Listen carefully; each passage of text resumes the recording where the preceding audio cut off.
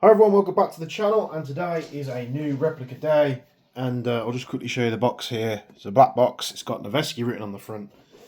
I'm going to open it off screen just because it's quite a big box, and I'll be showing you what's inside.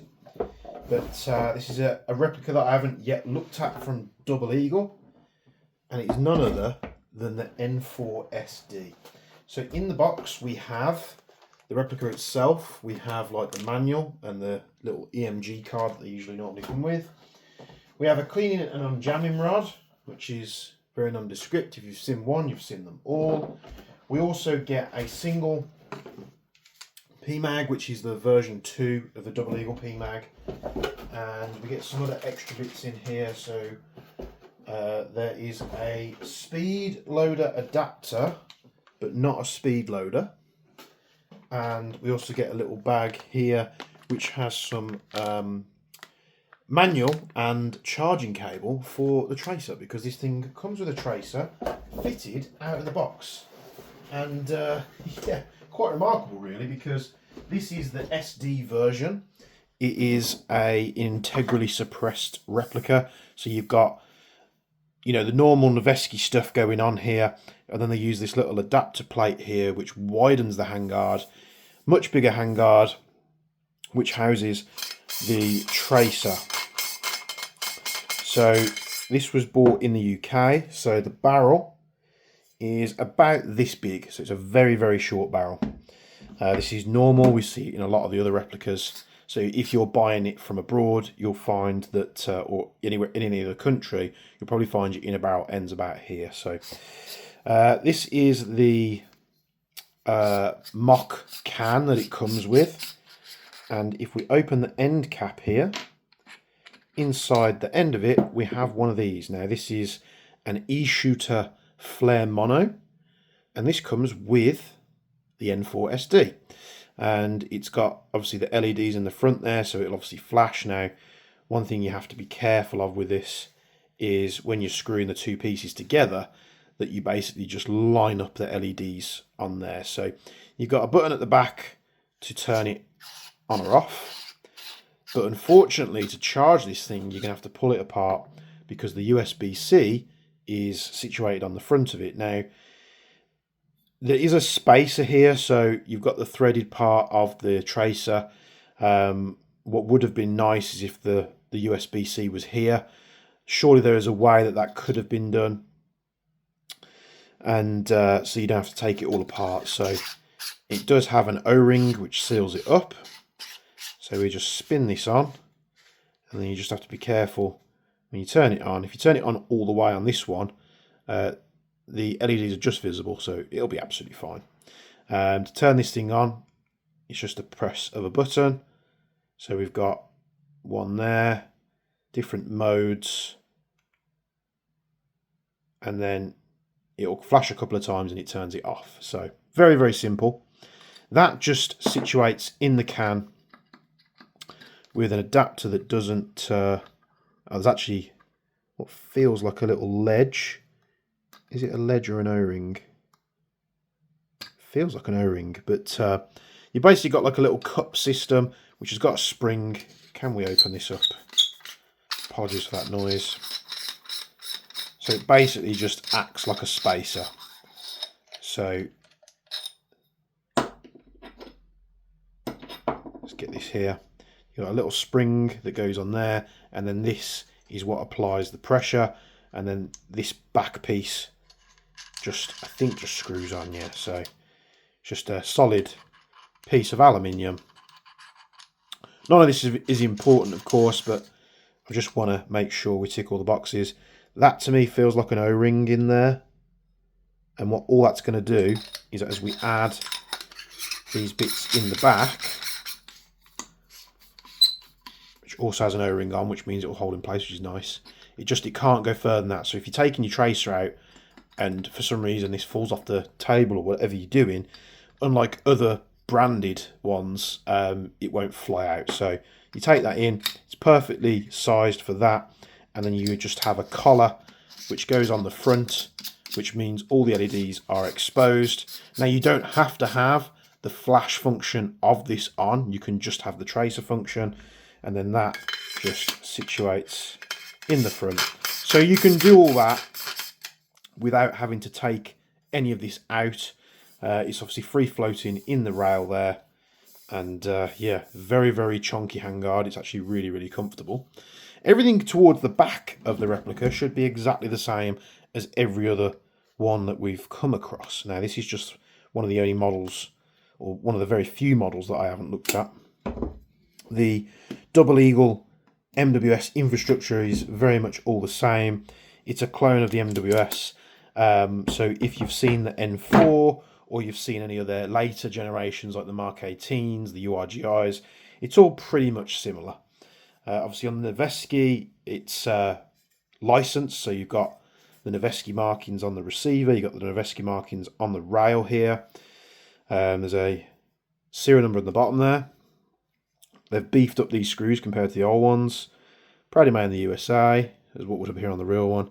Another Noveske logo. We've got 300 black on the dust cover, which is on both sides, which is kind of funky. And then just a normal Double Eagle style bolt, which has a Noveske logo on as well. Very, very straightforward. The hop system, everything like that is as it would be on an MWS clone. So upper and lower wise, it's all pretty much the same. It should take the same parts in terms of end passes and such like that.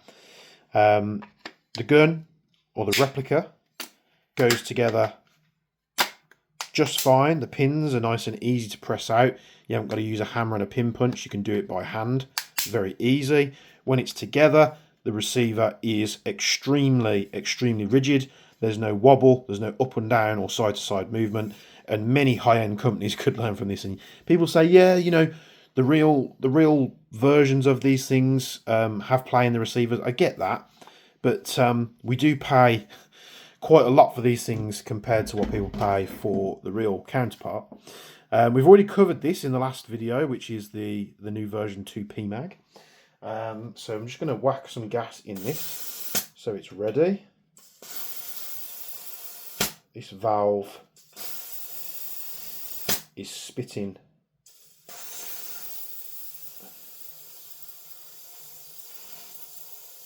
the gas back out, unlike the TAM one that we looked at. So hopefully we've got a bit of gas in there. Let's just give it a quick dry fire.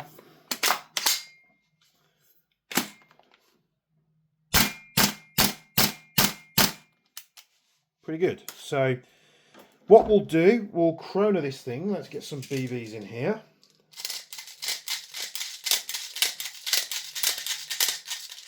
I'm guessing it's going to be pretty much good to go off the bat because this is a UK import. I'm slurring the words now.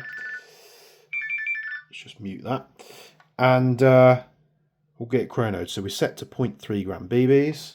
I will, of course, show you the results, don't worry. Let's get this thing loaded up here. Make sure everything's safe, which it is. And yeah, we're at 0.897. I'll read these out to you now. 0.871, 0.848, 0.847, 0.621, 0.846, 0.826, those are just one flyer there that came out lower for some reason.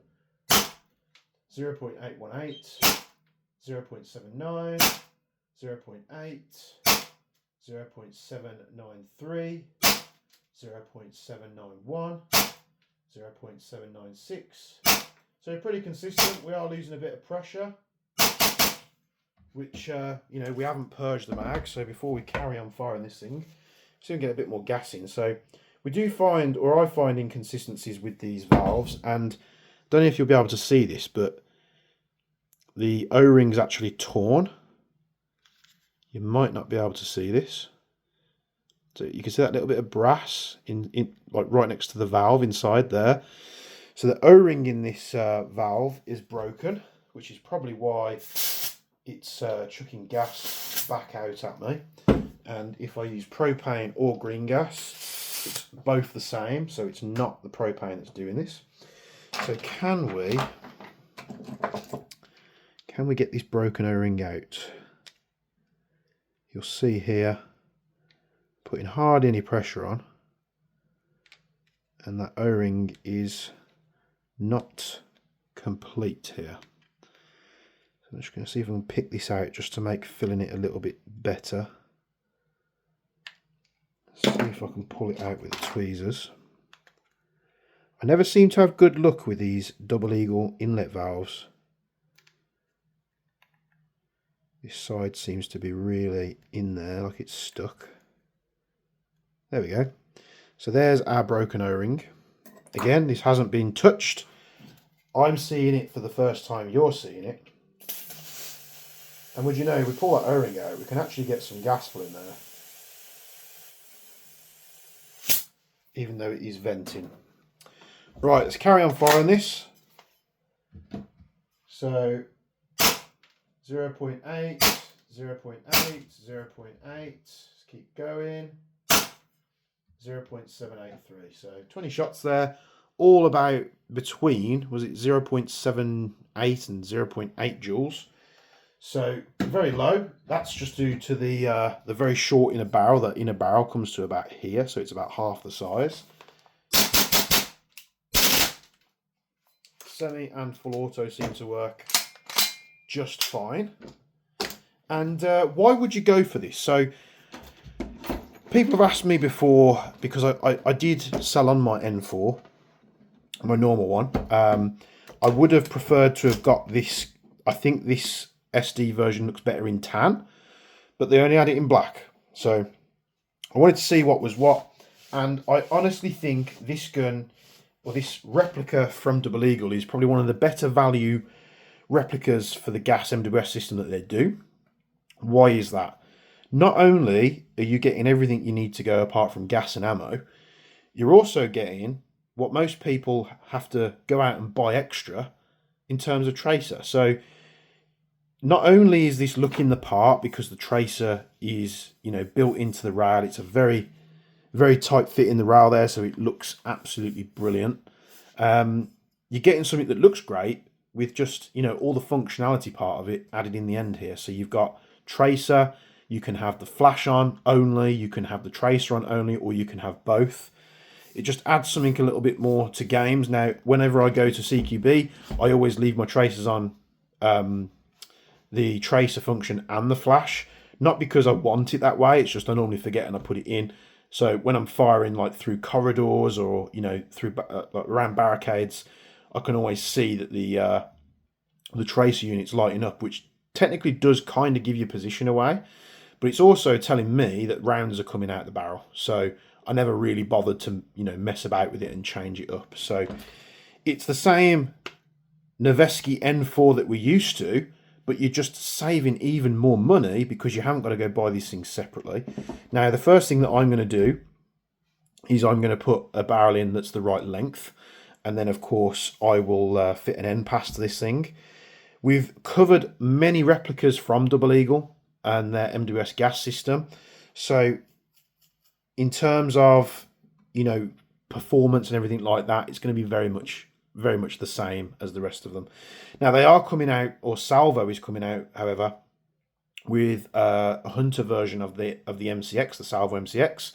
That one also comes with a trace unit, so we'll be definitely picking that up because I want one of those Hunter MCXs. And I'm not going to be leaving this black. I'm going to be tarting it up. I was thinking about doing it in colours that similar to what Q uses on like their honey badgers and such. So yeah, the stock and everything like that is more of the same from Double Eagle. This K2 copy is more than adequate enough. Most people have to go and buy, you know, the proper Magpul grips to put on here. If you're not bothered about the plus side of having a K2 and you just want like a normal K2, I think the normal K2 has a different texture.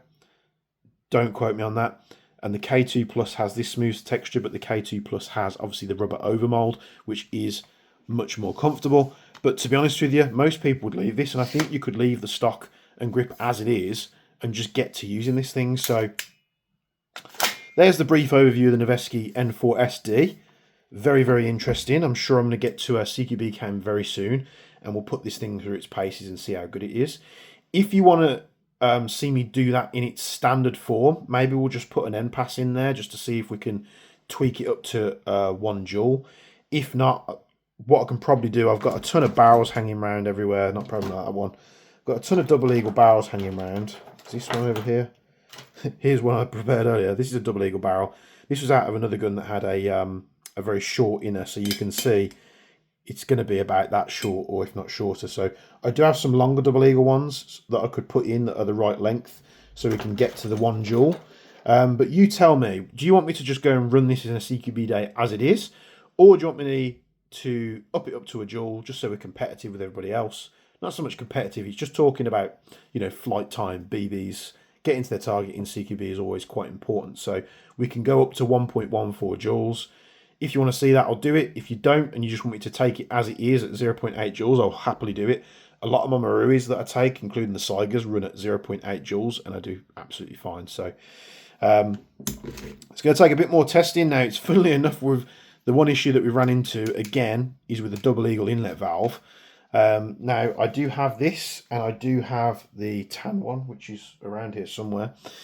But stay tuned for the next video, because what I'm going to do is I'm going to take every different type of MWS magazine that I have, and I'm going to chuck it in this thing and see if it churns it out. So stay tuned for that. Thanks very much for tuning in. As always, if you want to see any more videos on the Noveske N4SD, make sure you get down to the comment section and request it, because if you don't, I won't know, and we'll never, you know, you'll never get your ideas for videos on the channel. So thanks for tuning in as always. A like on the video and a subscribe to the channel goes a hell of a long way, so if you can do that, I really do appreciate you all. Join the Jaeger Precision Discord, the link will be in the description below. But as always, from me and Bench, this is the Noveske N4SD. More to come on this model, and we'll be seeing you in the next one.